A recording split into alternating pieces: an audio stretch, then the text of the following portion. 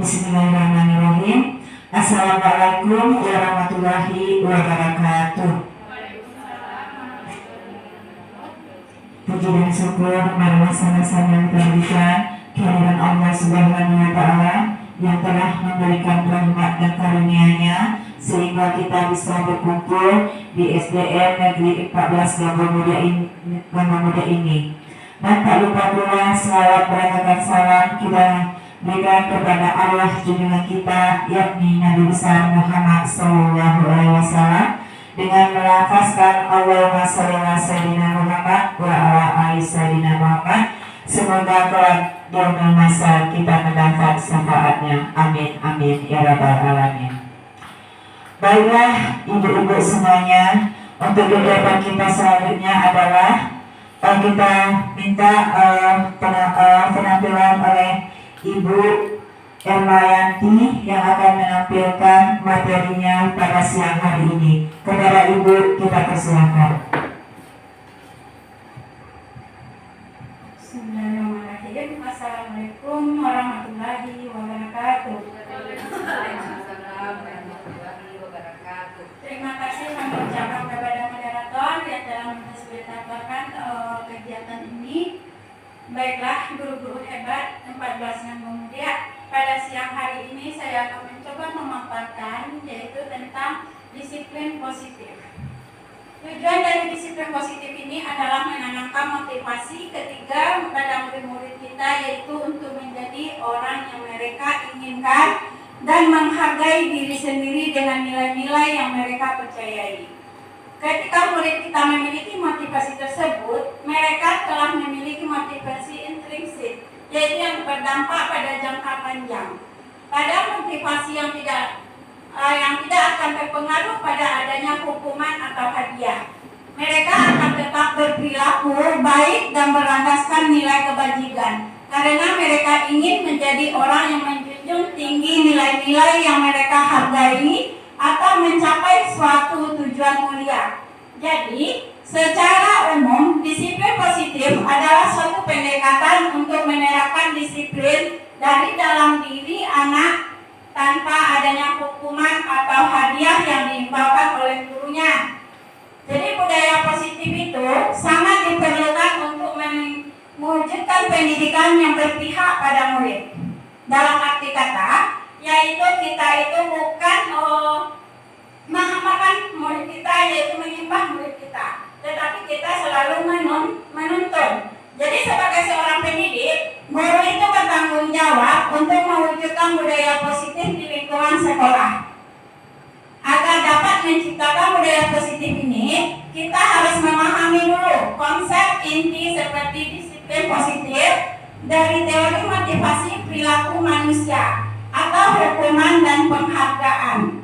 Posisi kontrol yaitu guru pembuat keyakinan sekolah atau kelas, dan penerapan segitiga restitusi dalam penyelesaian masalah. Dalam mewujudkan budaya positif, kita memerlukan kerjasama antara warga sekolah. Jadi kerjasama yang baik akan terjalin dengan adanya komunikasi, kolaborasi, dan toleransi. Jika budaya positif telah terwujud, maka akan tercipta murid yang merdeka dan membahagiakan guru yang saling mendukung dan menguatkan serta lingkungan sekolah yang nyaman dan aman. Jadi di dalam motivasi perilaku manusia itu ada teorinya. Ada teori motivasi, yang mana Diana dosen dalam bukunya Restructuring School Discipline menyatakan ada 3 motivasi perilaku manusia. Yang pertama, hukuman menghindari ketidaknyamanan atau hukuman. Yang kedua, untuk mendapatkan imbalan atau penghargaan dari orang lain. Ini yang sering terjadi di lingkungan sekolah. Anak-anak itu kalau diiming-imingkan dengan siapa yang akan mau hadiah dari ibu, pasti mereka berpacu. Nah, yang ketiga, untuk menjadi seorang yang mereka inginkan dan menghargai diri sendiri dengan nilai-nilai yang mereka percaya. Itu adalah menurut Diane dosen. Kalau dalam menjalankan peraturan atau keyakinan kelas sekolah, bila mana ada suatu pelanggaran, tentunya ada suatu yang harus terjadi. Tindakan terhadap suatu pelanggaran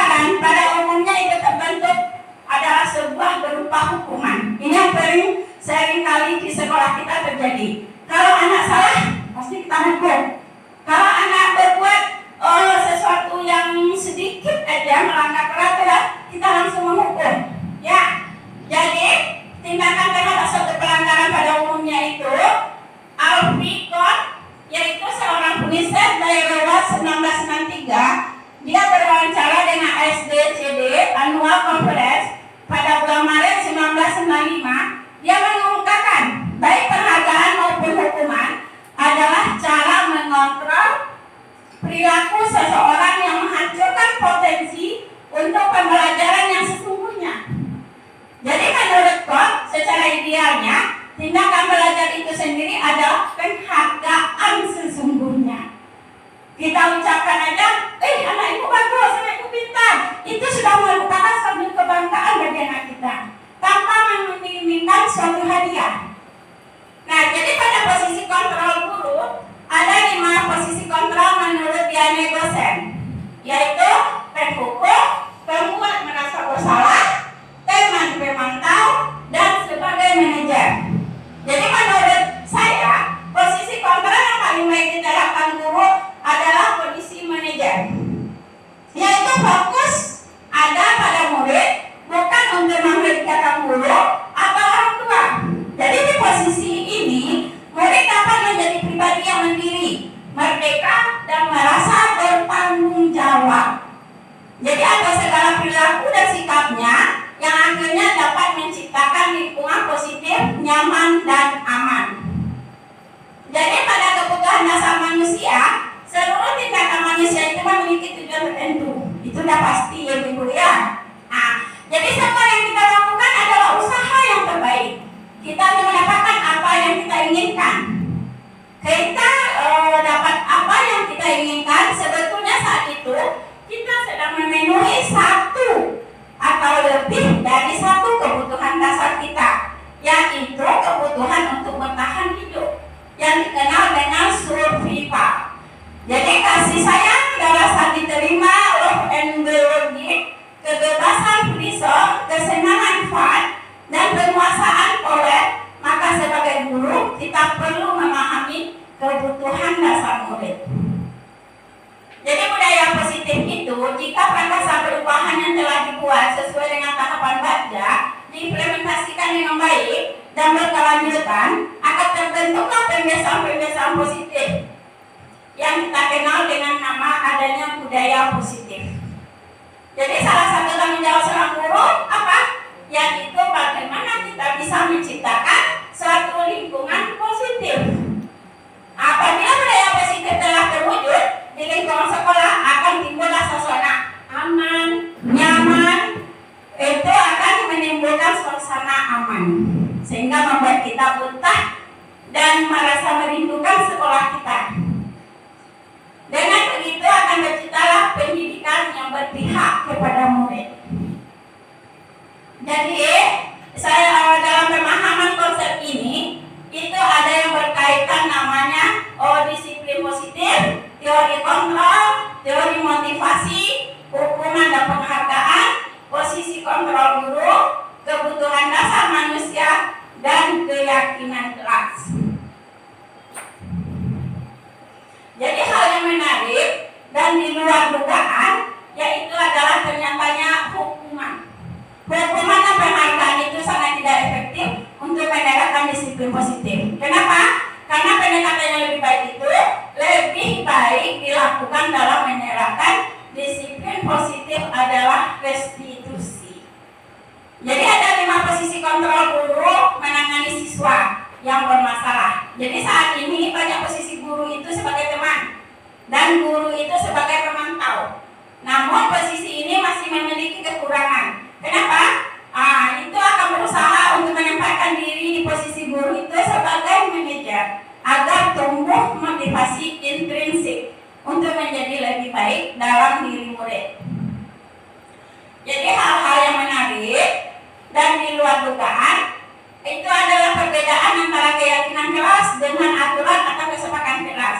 Yang mana keyakinan seseorang itu akan lebih memotivasi seseorang dari dalam. Seseorang akan lebih tergerak, bersemangat untuk menjalankan keyakinan.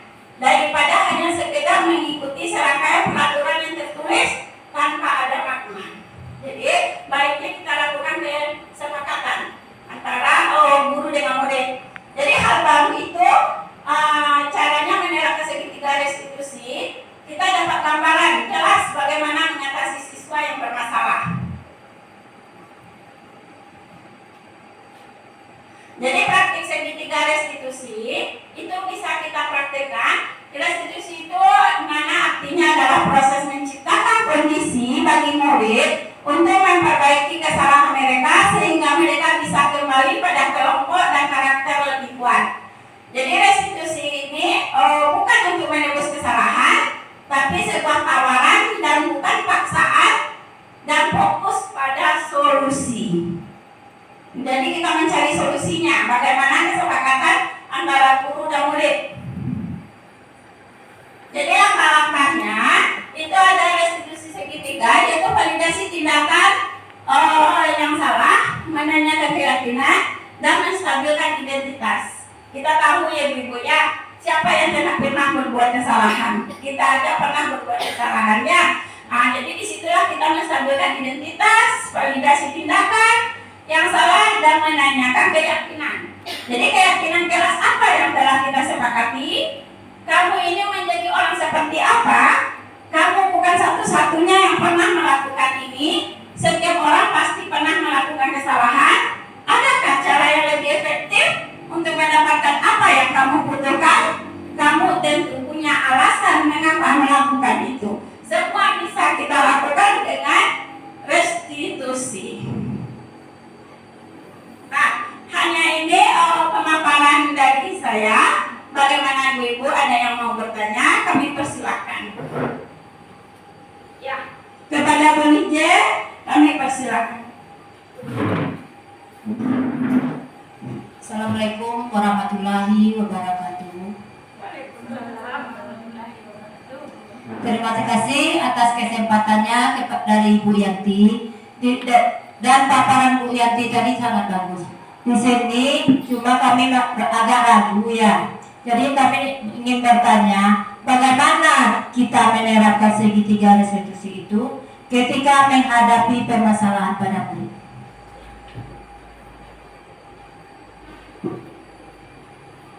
Terima kasih kami ucapkan kepada Ibu Lije yang bertanya, yaitu tentang penerapan. Di sini kami melakukan ada sebuah video yang bisa kita amati dari video ini. Nantinya di situ kita akan dapat mengambil satu kesimpulan bagaimana kita mengambil suatu tindakan yang akan kita lakukan di sekolah.